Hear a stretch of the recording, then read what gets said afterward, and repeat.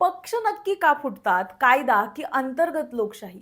एक पक्ष, दोन गट, दोन नेते, दोन्ही चिन्हांचे दावे आणि त्यानंतर सुरू होतो तोच प्रश्न.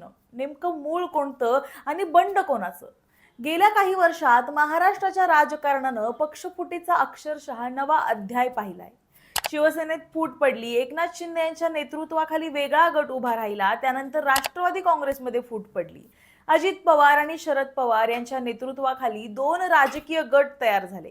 आमदारांची निष्ठा बदलली, खासदारांचे गट बदलले, पक्षाची संघटना बदलली आणि या सगळ्या राजकीय उलथापालथीनं एक मूलभूत प्रश्न पुन्हा समोर आणला. पक्ष फुटतात तरी का? आणि त्यापेक्षाही महत्वाचा प्रश्न, पक्ष फुटू नयेत यासाठी काय करायला हवं? नमस्कार, मी सारिका आणि तुम्ही पाहताय पॉलिटिकल महाराष्ट्र.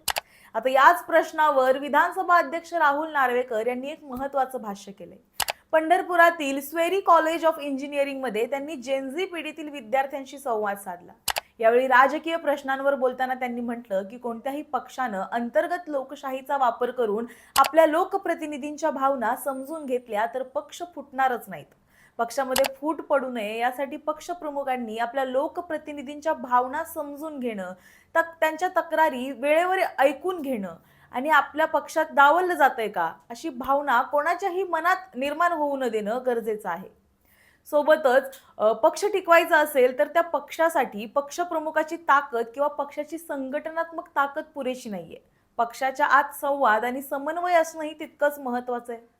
नेत्यांनी आमदार, खासदार आणि कार्यकर्त्यांशी सातत्यानं संवाद ठेवला पाहिजे. पक्षात एकाधिकारशाही न राहता प्रत्येकाला आपलं मत मांडण्याची मोकळीक असली पाहिजे. लोकप्रतिनिधींच्या वैयक्तिक किंवा त्यांच्या मतदारसंघातल्या अडचणी समजून घेऊन त्या सोडवण्याला प्राधान्य दिलं पाहिजे. त्याबरोबरच पक्षातील प्रत्येक व्यक्तीला योग्य मानसन्मान, जबाबदारी आणि निर्णय प्रक्रियेत सहभागी होण्याची संधी मिळणं गरजेचं आहे.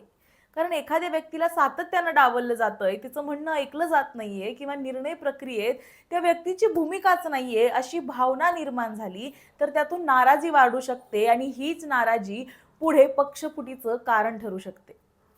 पण पक्षफुटीचा विषय आला की आणखी एक महत्त्वाची गोष्ट समजून घेणं गरजेचं आहे, ती म्हणजे पक्षांतरबंदी कायदा. भारतीय लोकशाहीमध्ये लोकप्रतिनिधींनी निवडणुकीनंतर स्वार्थासाठी किंवा पदाच्या आमिषानं वारंवार पक्ष बदलू नयेत यासाठी पक्षांतरबंदी कायदा अस्तित्वात आहे. भारतीय संविधानाच्या 10व्या परिशिष्टात म्हणजे 10th शेड्यूल मध्ये अशी तरतूद करण्यात आली आहे की 1967च्या आसपास भारतीय राजकारणात आयाराम गयाराम ही प्रवृत्ती मोठ्या प्रमाणावर वाढली होती. आमदार, खासदार वारंवार पक्ष बदलत असल्यामुळे सरकार अस्थिर होत होतं. हीच पार्श्वभूमी लक्षात घेऊन 1985 मध्ये तत्कालीन पंतप्रधान राजीव गांधी यांच्या काळात 52व्या घटना दुरुस्तीनं पक्षांतरबंदी कायदा लागू करण्यात आला. या कायद्यानुसार एखाद्या आमदारानं किंवा खासदारानं स्वइच्छेनं आपला राजकीय पक्ष सोडला तर त्याच्यावर अपात्रतेची कारवाई होऊ शकते. त्याचप्रमाणे पक्षाच्या व्हीपच्या विरोधात मतदान करणं किंवा मतदानाच्या वेळी गैरहजर राहणं हे सुद्धा अपात्रतेचं कारण ठरू शकतं. एखादा सदस्य अपक्ष म्हणून निवडून आला आणि त्यानंतर कोणत्याही राजकीय पक्षात प्रवेश केला तरी त्याच्यावर कारवाई होऊ शकते. नामनिर्देशित सदस्यानं पदभार स्वीकारल्यानंतर 6 महिन्यानंतर एखाद्या पक्षात प्रवेश केला तर त्याच्यावर अपात्रतेची तरतूद लागू होऊ शकते. मात्र या कायद्यात सुद्धा काही महत्त्वाचे अपवाद आहेत. सुरुवातीला पक्षातील 1/3 सदस्यांनी फूट पाडल्यास त्यांना संरक्षण मिळत होतं. मात्र 2003 मध्ये झालेल्या 91व्या घटना दुरुस्तीनं हा अपवाद काढून टाकण्यात आला. आता एखाद्या पक्षातील किमान 2/3 आमदार किंवा खासदारांनी एकत्र येऊन दुसऱ्या पक्षात विलीनीकरण करण्याचा निर्णय घेतला तर त्यांना पक्षांतरबंदी कायद्यातून संरक्षण मिळू शकतं. त्याचप्रमाणे सभागृहाच्या अध्यक्षपदी किंवा सभापतीपदी एखाद्या सदस्याची निवड झाल्यानंतर त्यांनी निपक्षपाती भूमिका ठेवण्यासाठी पक्षाचा राजीनामा दिला तरी काही विशिष्ट परिस्थितीत त्यांचं सदस्यत्व कायम राहू शकतं. म्हणून इथे एक महत्त्वाचा फरक समजून घ्यावा लागतो. पक्षांतरबंदी कायदा लोकप्रतिनिधींनी पक्ष बदलू नये यासाठी कायदेशीर बंधन घालतो, पण पक्षाच्या आत निर्माण होणारी नाराजी, मतभेद किंवा असंतोष हा कायदा थांबवू शकत नाही. आणि म्हणूनच राहुल नार्वेकर यांनी सांगितलेली अंतर्गत लोकशाहीची गोष्ट महत्त्वाची ठरते. कायदा पक्ष फुटीनंतरची परिस्थिती हाताळू शकतो, पण पक्ष फुटण्याआधी पक्षातली नाराजी समजून घेण्याचं काम संवाद आणि अंतर्गत लोकशाही करू शकते. दरम्यान सर्वोच्च न्यायालयात सध्या शिवसेना पक्ष आणि धनुष्यबाण या निवडणूक चिन्हाच्या संदर्भातल्या प्रकरणावर मॅरेथॉन सुनावणी सुरू आहे. याच पार्श्वभूमीवर नार्वेकरांच्या या वक्तव्याची चर्चा होतीये. मात्र धनुष्यबाणा खटला हा न्यायप्रविष्ट विषय असल्याचं सांगत त्यांनी यावर भाष्य करायला नकार दिला. आपण विधानसभा अध्यक्ष आणि कायद्याचे विद्यार्थी असल्यामुळे न्यायालयीन प्रकरणावर बोलणार नसल्याचं त्यांनी स्पष्ट केलं. याच संवादादरम्यान राहुल नार्वेकरांनी जेनझी आणि सध्याच्या युवाबद्दल सुद्धा भाष्य केलं. राहुल गांधी सध्या जेनझी सोबत आंदोलन करत आहेत असा संदर्भ देत त्यांनी सांगितलं की भारताला सर्वोत्तम देश बनवण्याचं काम युवा पिढी करते.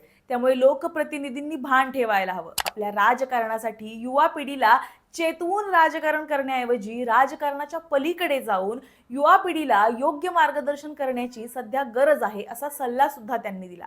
महाराष्ट्राच्या विधानसभेत बसून युवकांच्या अपेक्षा आणि इच्छा समजून घ्यायच्या असतील आणि त्यानुसार कायदे करण्याचे निर्णय घ्यायचे असतील तर युवकांशी संवाद साधणं गरजेचं आहे असंही त्यांनी म्हटलं. आणि म्हणूनच त्यांनी जेनझी विद्यार्थ्यांशी संवाद साधल्याचं स्पष्ट केलं. आणि या सगळ्या मुद्द्यांकडे एकत्रितपणे पाहिलं तर एक गोष्ट स्पष्ट होते. पक्ष टिकवण्यासाठी फक्त पक्षांतर बंदी कायदा पुरेसा नाहीये. कायदा हा लोकप्रतिनिधींना पक्ष बदलण्यापासून रोखू शकतो, पण पक्षाच्या आतली नाराजी दूर करण्यासाठी संवाद, समन्वय, सन्मान आणि अंतर्गत लोकशाही गरजेची असते.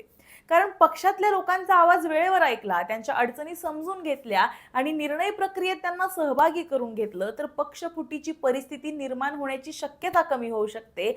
आणि म्हणूनच महाराष्ट्राच्या गेल्या काही वर्षाच्या फुटाफुटीच्या राजकारणाच्या पार्श्वभूमीवर राहुल नार्वेकरांचा हा मुद्दा विचार करायला लावणारा आहे. पक्ष फुटल्यानंतर त्याला कायद्यानं रोखण्यापेक्षा पक्ष फुटण्याआधीच अंतर्गत लोकशाहीच्या माध्यमातून नाराजी समजून घेणं कदाचित जास्त महत्त्वाचं असू शकतं. तुम्हाला याबद्दल काय वाटतं हे आम्हाला कमेंटमध्ये नक्की सांगा. आणि अशाच व्हिडिओसाठी पाहत रहा पॉलिटिकल महाराष्ट्र.